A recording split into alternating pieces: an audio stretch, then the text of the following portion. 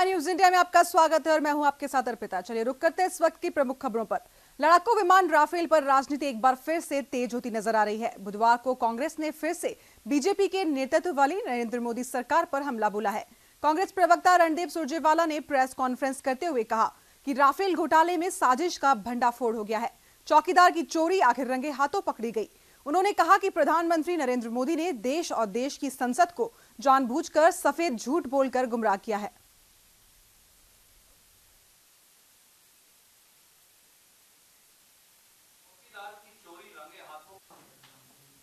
चौकीदार की चोरी रंगे हाथों पकड़ी गई। इसके 3 पहलू हम आपके समक्ष रखने जा रहे हैं। पहला, मोदी सरकार द्वारा खरीदे जा रहे 36 राफेल लड़ाकू जहाजों की कीमत यूपीए कांग्रेस सरकार द्वारा खरीदे जा रहे 126 राफेल लड़ाकू जहाजों की कीमत से कहीं अधिक है। मोदी जी ने देश की संसद वह देश को बरगलाया और देश के खजाने को चूना लगाया। कैसे? इंडियन नेगोशिएशन टीम के मुताबिक ही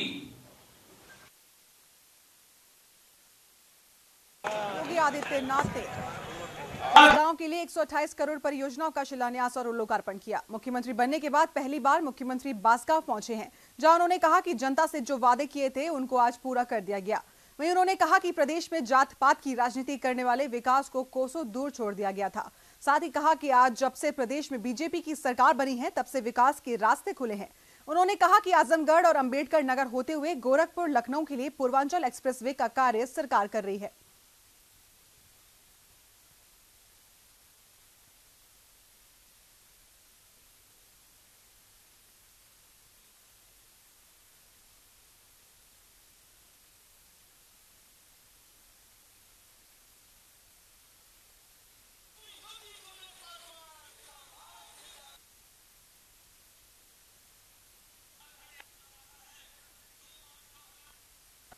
हमारा अनुरोध विकास की प्रक्रिया से बहुत दूर छूट गया था। विकास की इस प्रक्रिया को जोड़ने के लिए ही आज हम लोग यहाँ पर आए हैं। इसकी चारों ओर से जो सड़क कनेक्टिविटी है, कौड़ीराम से महावीर छपरा कुसमौल से कस्बा संक्रामपुर उनवल से, इन सभी कनेक्टिविटी को सड़क मार्ग से बेहतर सुविधा देने के लिए आज एक तो हम लोगों ने इन कार्यों का यहाँ पर शिलान्यास किया है। यहाँ पर एक संयुक्त चिकित्सालय 50 बेड का भी आज उसके भी आधारशिला रखी गई है। इसके अलावा यहाँ पर विकास की अन्य योजनाओं में पर्यटन विकास से जुड़ी हुई अन्य योजनाओं को भी यहाँ पर लिया गया है। बिहार के सीएम नीतीश कुमार ने देश में एयर स्ट्राइक को लेकर जारी विवाद के बीच एक बड़ा बयान दिया है। बुधवार को सीएम ने पटना में कहा कि एयर स्ट्राइक पर हो रही राजनीति नहीं होनी चाहिए। ये मामला देश की भावना से जुड़ा हुआ है। साथ ही उन्होंने कहा कि सेना ने जो काम किया है उससे सम्मान बढ़ा है। ये बात हम सभी को समझनी चाहिए। साथ ही उन्होंने कहा कि केंद्र को जो जरूरी कदम लगा वो वही सरकार ने उठाया है।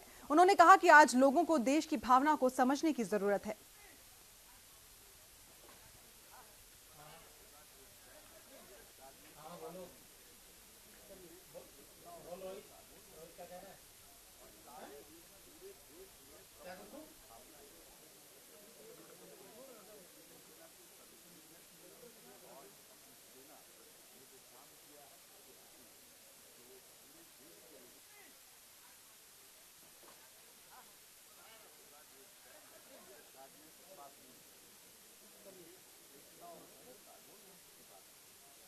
राजनीतिक बात नहीं, देश की एकता और अखंडता की बात है और सारे पूरे देश में सब लोगों की भावना है। देश को कोई इस तरह से नहीं देना चाहिए, सब एकजुट है और अपनी सेना ने जो काम किया है उसके प्रति जो पूरे देश के लोगों के मन में उनके प्रति और सम्मान का भाव बढ़ा है, इस चीज को समझना चाहिए।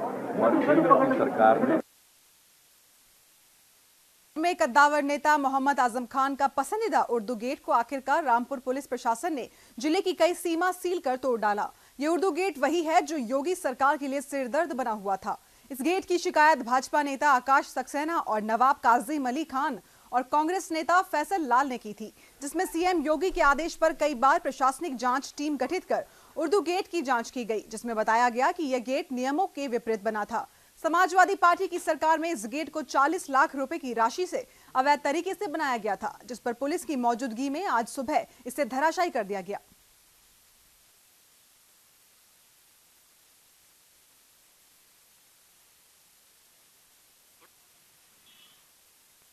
दिल्ली में लोकसभा चुनाव के मद्देनजर आम आदमी पार्टी ने कैंपेन सॉन्ग जारी किया है। इस कैंपेन सॉन्ग का शीर्षक है दिल्ली का हक पूर्ण राज्य। आम आदमी पार्टी पहले ही ऐलान कर चुकी है कि आगामी लोकसभा चुनाव दिल्ली को पूर्ण राज्य का दर्जा दिलाने के मुद्दे पर लड़ेगी, इसलिए लोकसभा चुनाव के लिए उसका कैंपेन सॉन्ग भी पूर्ण राज्य पर ही आधारित है।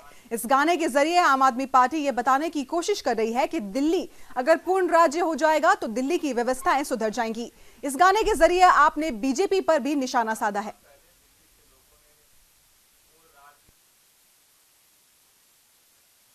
दिल्ली सरकार द्वारा बहाल सिविल डिफेंस कर्मचारियों ने सीएम आवास पर दिल्ली सरकार के खिलाफ जमकर प्रदर्शन किया है। दिल्ली सरकार के अलग अलग विभागों में कॉन्ट्रैक्ट बेस पर कार्यरत सिविल डिफेंस कर्मचारियों का आरोप है कि उन्हें जिस कंपनी के जरिए लगाया गया है उन्हें वहां से उनकी सेवा समाप्त करने का आदेश मिल चुका है, जिसके कारण ये सभी कर्मचारियों ने सीएम केजरीवाल के आवास पर धरना शुरू किया है। दिल्ली के सीजीओ कॉम्प्लेक्स स्थित पंडित दीनदयाल अंत्योदय भवन में अचानक आग लग गई। आग लगने से इलाके में अफरा तफरी का माहौल हो गया। सूचना के बाद दिल्ली फायर ब्रिगेड की 24 गाड़ियां मौके पर पहुंची, जहां दमकल कर्मियों ने आग पर काबू पाया। आग में सामाजिक न्याय और अधिकारिता मंत्रालय के दिव्यांगजन सशक्तिकरण विभाग का दफ्तर भी आगजनी की चपेट में आ गया। फिलहाल आग के कारण और जान माल के नुकसान का पता नहीं चला है।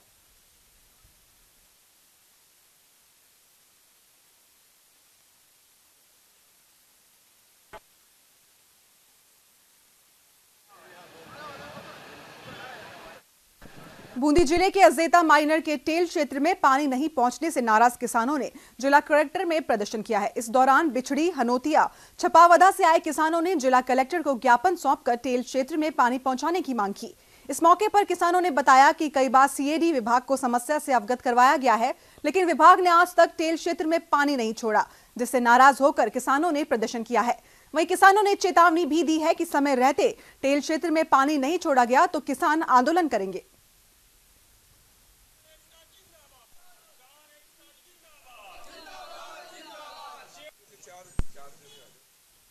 रुड़की की लक्सर कोतवाली पुलिस ने बंधन बैंक से 90,000 की लूट की घटना को अंजाम देने वाले 2 लुटेरों को गिरफ्तार किया है। दोनों लुटेरों के पास से पुलिस को लूटी गई नकदी के साथ बैंक से लूटे गए महत्वपूर्ण दस्तावेज भी बरामद हुए हैं। इतना ही नहीं, जिस बाइक से बदमाश लूट की घटना को अंजाम देते थे वो बाइक भी चोरी की निकली। पहले भी पकड़े गए बदमाश लूट और चोरी की घटना में कई बार जेल जा चुके हैं।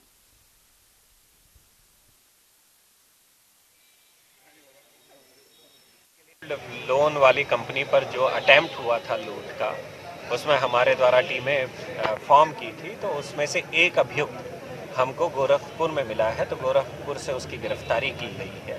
गिरफ्तारी में जो घटना में उपयुक्त वाहन था उसको भी हमारे द्वारा बरामद कर लिया गया है। इसके अलावा जो सीसीटीवी फुटेज में दिखा था व्यक्ति, उसको भी गिरफ्तार कर लिया गया है और उसके पास से जो उसने जैकेट पहनी थी वो भी बरामद हो गई है।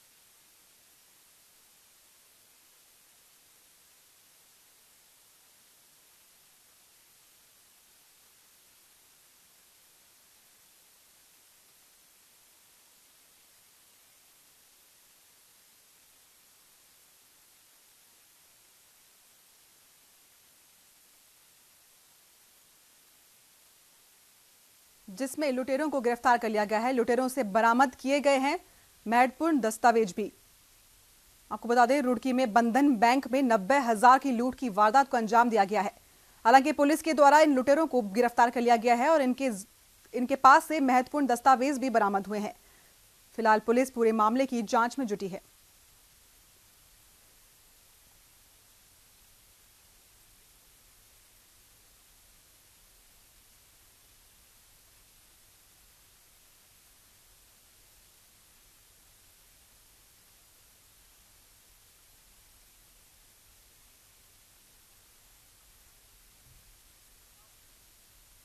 उत्तराखंड की रुड़की पुलिस ने नशे के कारोबार के खिलाफ कार्रवाई करते हुए 3 स्मैक तस्करों को गिरफ्तार किया है।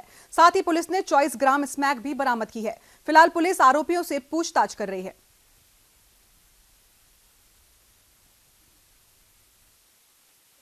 कोतवाली रुड़की द्वारा आज 3 अभियुक्तों को गिरफ्तार कर उनके पास से 28 ग्राम स्मैक बरामद की गई है। जो 3 अभियुक्त हैं वो हरिद्वार के ही रहने वाले हैं। उनसे पूछताछ की जा रही है ताकि हमें सोर्स का पता चले कि कहां से इनके द्वारा ये स्मैक ली जाती थी और किनको बेची जाती थी। तो दोनों ही सोर्सेस का हम अभी पूछताछ के दौरान पता लगा रहे हैं। सर कितनी स्मैक है? 28 ग्राम स्मैक है।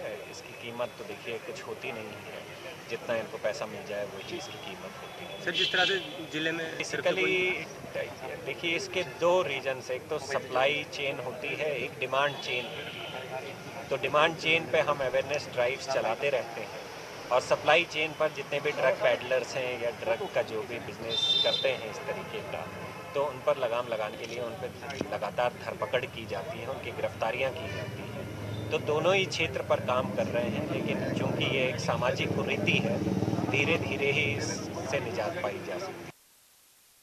ब्यावर शहर में हर दिन एक घटना आत्महत्या की होती है। ऐसे में बीते 2 सप्ताह में उपखंड क्षेत्र में आधा दर्जन से ज्यादा मामले आत्महत्या के घटित हो चुके हैं।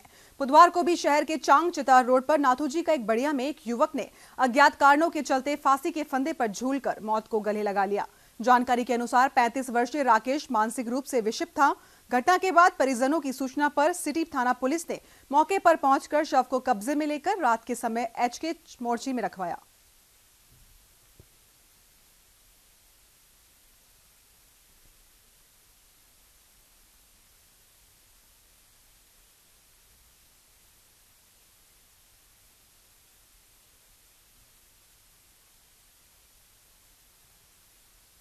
युवा उत्तराखंड उद्यमिता से रोजगार की ओर कार्यक्रम में जहां एक और सरकार ने अपना विजन युवाओं के सामने रखा है, साथ में यह भी बताया कि इन 23 महीनों के कार्यकाल में सरकार ने 3 लाख रोजगार अब तक युवाओं को मुहैया कराए हैं। इस अवसर पर सितारगंज से आए छात्रों ने न्यूज इंडिया संवाददाता से की एक खास बातचीत।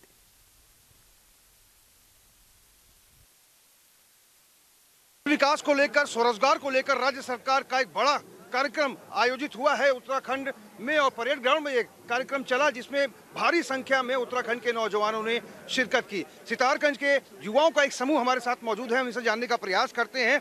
आप बताइए, सरकार युवा उत्तराखंड उद्यमिता से रोजगार की ओर की बात कर रही है, स्वावलंबी बनाने की बात कर रही है, स्वरोजगार से जोड़ने की बात कर रही है। सरकार के इस कदम को उत्तराखंड का युवा किस रूप में देखता है?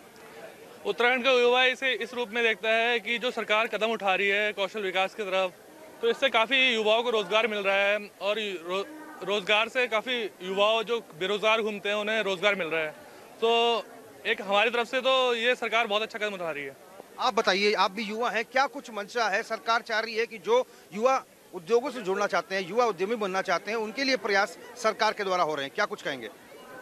हाँ, हम ये कहना चाहते हैं कि जैसे हमारे लिए सरकार नए नए रोजगार उठा रही है, हमारे नए जो युवा साथी है हमारे, वो बढ़ चढ़ के हिस्सा लेंगे, आगे बढ़ेंगे। तय कहना चाहूँगा। कुछ और लोग हैं हमारे साथ। आप बताइए, आप सब लोग भी सितारगंज से आए हैं, क्या कुछ कहना है? सरकार का ये कदम किस रूप में देखते हैं? सरकार का ये कदम बहुत ही अच्छा है। अगर इससे लाभ होती है तो काफ़ी लोगों को ये लाभ होगा कि जो आने वाली पीढ़ी है जिससे कि विकास हो सके, क्योंकि आजकल जिस तरीके से माहौल बदल रहा है, जनसंख्या बढ़ रही है, क्या करें और रोजगार मिल नहीं रहा है कंपनियों में, और प्राइवेट कंपनियां अच्छा वेतन नहीं दे रही हैं और इतना स्ट्रगल बढ़ गया है कि सरकारी जॉब भी पाना काफ़ी बड़ी बात है। जो भी कदम उठा रही है, अगर किसी को फायदा हो रहा है तो बहुत अच्छी बात है। धन्यवाद। बिल्कुल, सरकार स्वावलंबी बनाने का प्रयास कर रही है, युवाओं को रोजगार से जोड़ने का प्रयास कर रही है। मैं दिखाना चाहूँगा, अपने कैमरा पर्सन विनय से कहूँगा दिखाएं वो कि देहरादून के परेड ग्राउंड में 10,000 से अधिक उत्तराखंड के युवाओं ने इस कार्यक्रम में प्रतिभाग किया।